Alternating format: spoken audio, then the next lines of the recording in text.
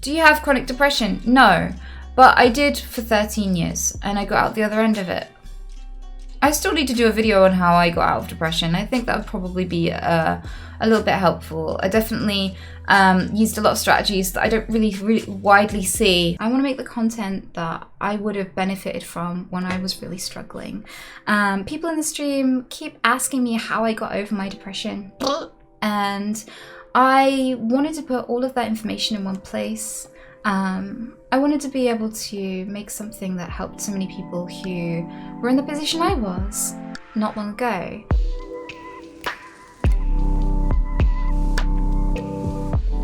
I was depressed for 13 years. It was hard. I couldn't justify myself. I couldn't justify my own existence. I felt depressed and I didn't have many excuses. Well, I didn't have many excuses to live. I faced homelessness. I faced a lot of unsafe situations growing up. As a child, I faced a lot of isolation. My mum became tremendously sick. At times she was in bed for months, and in that time there was no one to take care of me. I burned my food if I had access to any at all, and there were days and weeks where I starved. There were unsafe people who came into my life and punished me for having tics, and I couldn't stop them, and it made the tics worse. And they were just bullies, giant bullies who made my life hell all the time, unpredictably. Because I was always seen as an abnormal child, I attracted people who knew I lacked credibility, and that left me vulnerable to the kinds of violence a child should never experience. And throughout all of that, no child is ever going to navigate that perfectly. I had no emotional outlet or coping mechanisms, no one to show me how to acknowledge what was happening or deal with it. And this left me self-harming from the age of about 8 or 9, and so when other things started happening in my life, I didn't have any help. I didn't have anyone to turn to. I thought everyone was going to think I was an attention seeker whenever I had a tic because I didn't have a diagnosis. So, I just stayed away from people and didn't really know anyone. I ended up just living with me and my mom. It was just me and my mom after a while. Nothing changed. I felt like I was reliving the same agonizingly boring, lonely day over and over. And it was hell. I thought being able to see people walk past my bedroom window was socializing. I talked to myself just to hear another voice. I felt like I'm a piece of trash and I shouldn't exist and I can't justify all the suffering and pollution I create just to be here. Like, why am I here? Why should all that shit happen just so that I can suffer? Like, that was genuinely my opinion of myself. And that was the position I was in for 13 long years and I hated it. I got to a point one day where I was like, I'm so tired of being ashamed of myself because of my condition. I'm so tired of being afraid of people. So I sat back and I imagined what I wanted my life to be, and I wanted friends. I wanted to have fun. I wanted to see things that are new. I wanted to get outside the house. I wanted to have a job. I wanted to have financial security. And I wanted to be a reason why people smiled. So I started doing what I loved. And I loved working with animals. And there I found loads of people I had a lot in common with. There I found a lot of people who loved being kind. There I found a lot of people I really connected with. That's how I ended up doing animal work and rescue work. That's how I ended up working with homeless charities. My journey has taken me through many stages of helping others and learning from those people along the way. And I can't tell you how valuable that's been and how many beautiful experiences it brought into my life. Just by being passionate about changing those things, I got out into the world and did crazy stuff that made me really uncomfortable and nervous. The first step was imagining the life I wanted to build and then starting to dare to get out of my comfort zone to build that life. And I hated it, and I was still depressed and I was still scared. I had intense anxiety, panic attacks, I had tics, I didn't have a diagnosis and I couldn't explain myself. So it was hard and I stuck at it because I was like, anything is better than that cage. I got more confident, I learned from new people I never would have met otherwise. And I met the best kind of people because they're altruistic and they want to do beautiful things. Those kind of people always have awesome things to teach you. I think one of the things I haven't touched on before really about the whole depression thing and how I got out of it is that there's a huge thing, like there's a lot to be said for altruism. Like, altruism is, I think, a really healing aspect of our behavior. It's good for the world, but it's also really good for you. If you feel like a mistake, if you feel like maybe you shouldn't exist, nothing can really give you a sense of purpose and gratefulness to be alive than seeing someone else get to live because of you, or seeing someone else get to smile because of you. I think a lot of people have notoriously used kindness and love as a way to cope with depression. What's his name? There was a really famous actor, Robin Williams. he was talking about how sometimes people who know what it is to suffer love making people smile, you know, and really become heavily, deeply invested in seeing others be happy.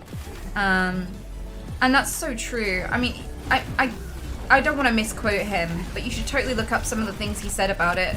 And you can really tell that it helped bring him really far. So I found my friend group, finally. I found the people I could connect with, and I started learning social skills on a deeper level. Because I stopped fixating on what was different and started fixating on what was, you know, what we connected over. But finally, the last step was I found this therapist. She changed my life. I had like 4 therapists. It was only the 4th one. I'd lost hope at the 3rd because the first 3 I had were abysmally bad. But I finally found one that helped me, and it was quite a long time before that happened. She did several things, and one of them was I said, well, this is my life story. I went through this and this and this, and this is why my life sucks, and I'm sad and I'm scared. And she went, yeah. But what went right today? And I was like, no, my life is hell. And she was like, yeah, but something was good. I was like, no, nothing's good. I don't even know why I exist. Life is pain. And she was like, okay, did you have a chocolate bar? Did you see the sea? How was the walk here? What was the weather like? Did you see anything pretty? And I was like, yeah, I saw this really cool caterpillar, and I walked by the sea, and I did actually eat something really nice today. And she's like, fine, great. You actually remembered something good about your life today.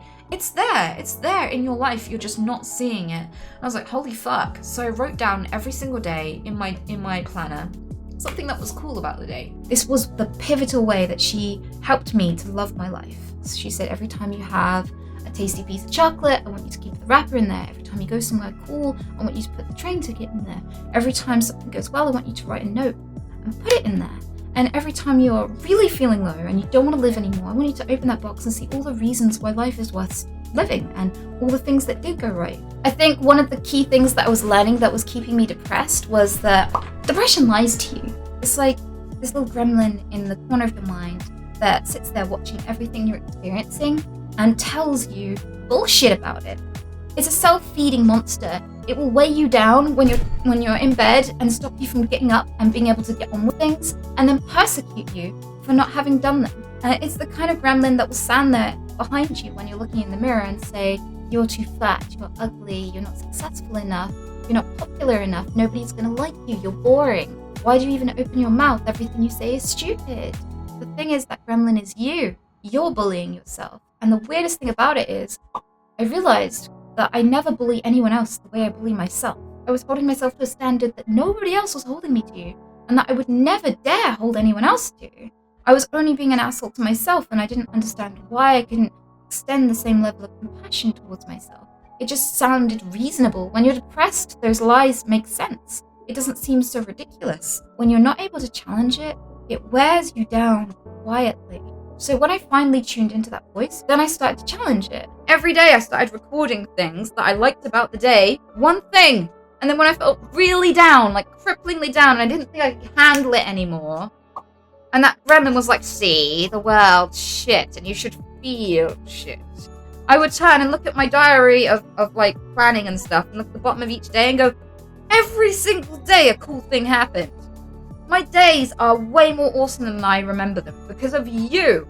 And that's you lying, and I love my life, and look at all this cool shit I nearly forgot because of you. And that's how I started to stand up to my gremlin. Another part of the whole problem was I was making myself feel guilty for ever feeling bad in the first place. I don't know if you've ever related to this. I used to tell myself, oh, there are people who have it worse than me. I can't feel sad about the silly, trivial thing that I'm experiencing. When you're feeling down, never guilt yourself out of looking at your problems. Never tell yourself, I can't complain because I'm a fish. Because I can't complain because some people have it worse off than me. Don't do that to yourself, because there are always people worse off than you. When I was a kid, they'd say, finish your plate. Don't you know there are starving kids in Africa? And they would love to have as much food as you. But the thing is, if I ate that food when I wasn't hungry, it's just gonna make me a little bit fatter.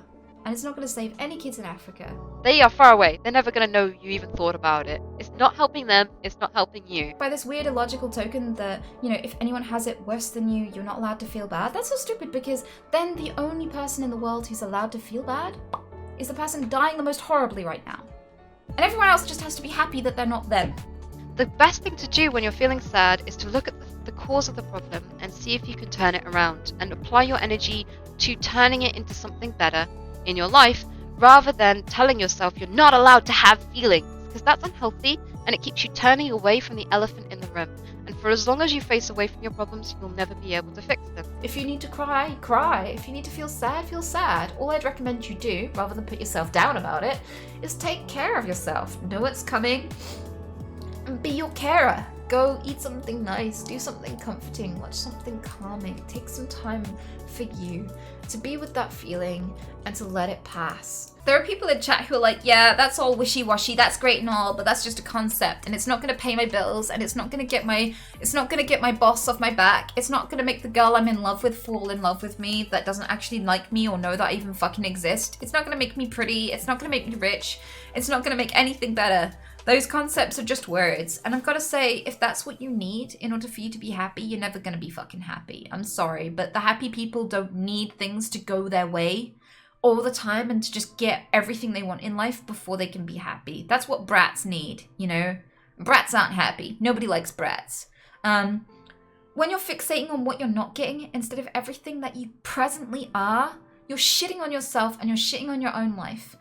Stop making all the good shit invisible. Actually fucking see it. Turn and look at all the good things going well in your life right now. Because they are there. They're just hidden behind this depressive fog where you're preoccupied with the things you're not getting. And you're torturing yourself. Okay, you're ruining your life. At the end of the day, when my life comes to an end and my flashbacks happen, I'm gonna look back at all the beautiful moments I had and the connections I made, the people I got to meet and the moments I had with them. I'm not gonna think back to the shit I bought or my opinions of like things I don't like, you know? I'm gonna remember the people. I'm gonna remember the beautiful moments I shared with them. People you've spanked, hell yeah. I spanked a lot of people.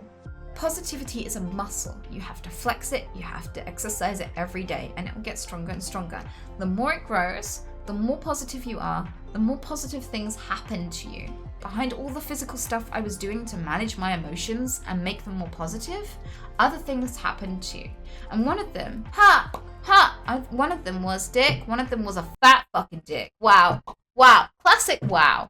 But oddly, dick did not make my life better. That might surprise you, but like if you're depressed, dick is really not the answer.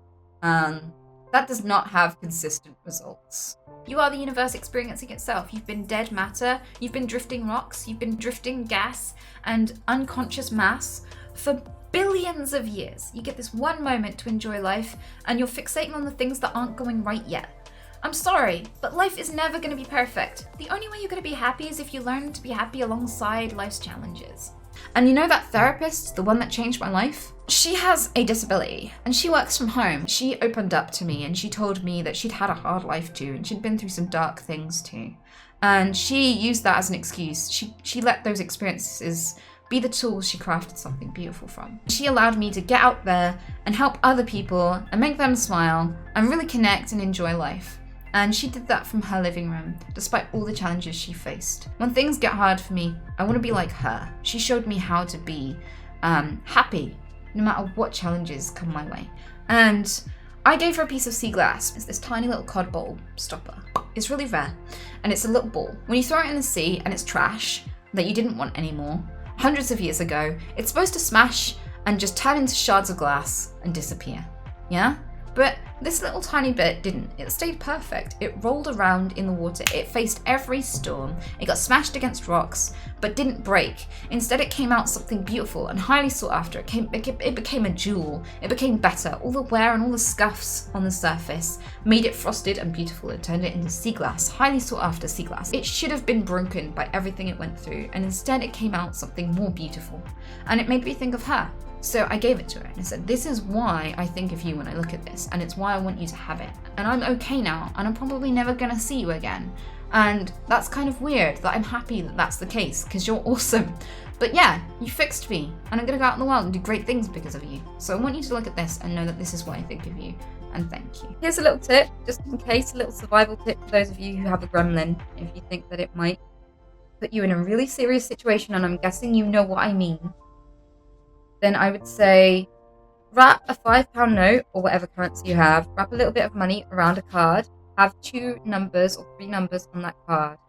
3 people who can help you when your depression gets too much. People who know you're depressed, know you might need help. Ask them first, be like, if this gets too dark for me, can you be someone I call? It might be in the middle of the night, it might be at stupid o'clock in the morning, it might be during the day, but can I call you if this gets too much? And whenever things get hard, go to a public place where you can't come to any harm. Go to a cafe, go somewhere like that where you can't do anything. Call one of those numbers and have them come to you and help you. It's a really good survival tactic. Have it there in your wallet at all times, that emergency fiver that you don't touch, that emergency number you can call, so that you are safe and that you have someone there. If you're someone who feels suicidal right now, I'm going to say, fuck, don't rush things. You will die at some point. It's going to happen. And it's going to happen sooner than you want it to. That's just an inevitability. This tiny little flash we get, don't rush the end of it. Every little bit of this experience, whether it's good or bad, is a privilege, and it's rare. So fucking rare. Life is the rarest thing in the universe. It's rarer than diamonds. We kill each other for diamonds, but there are asteroids made of diamonds. This is the only place we know of in the universe with life. It's this rare, beautiful thing, and it's us. It's the universe. You're the lens through which the universe sees itself for a blink, and then it's gone. And every time you get to see some beauty in this world, you've done the most amazing and important thing ever. You've shown the universe how awesome it is. You've been a part of this weird, collective, mass experience, this beautiful thing. So I'm happy. I've got beautiful friends, adventures, I go traveling now. That's awesome. I used to be terrified of being alone again. I was terrified of being isolated in that box and stagnating, agoraphobic, and with no future, no education, no nothing. And now I'm not. I could go back in that box tomorrow and still be okay. You know, you don't read a book for the ending. If we read it just for the conclusion, we'd just skip to the end chapter and that would be it. We need to read the highs, the lows, the adventure, the whole story in order to get something out of the book. And I feel like that's life. It's not about the conclusion. It's not about what you get out of it. It's about the journey. It's about what you get to experience along the way. And it wouldn't be amazing if it didn't have lows as well as highs. So yeah, I'm no longer looking back at the things that were hard or painful about my life and regretting them and feeling sad about them. I knew they had to happen. I knew they built the world I'm living in now, the life I'm living now. And I've been happy for 4 years. It was worth surviving those 13 years of misery for these past 4 years. I'd do it all again for this. It's been amazing.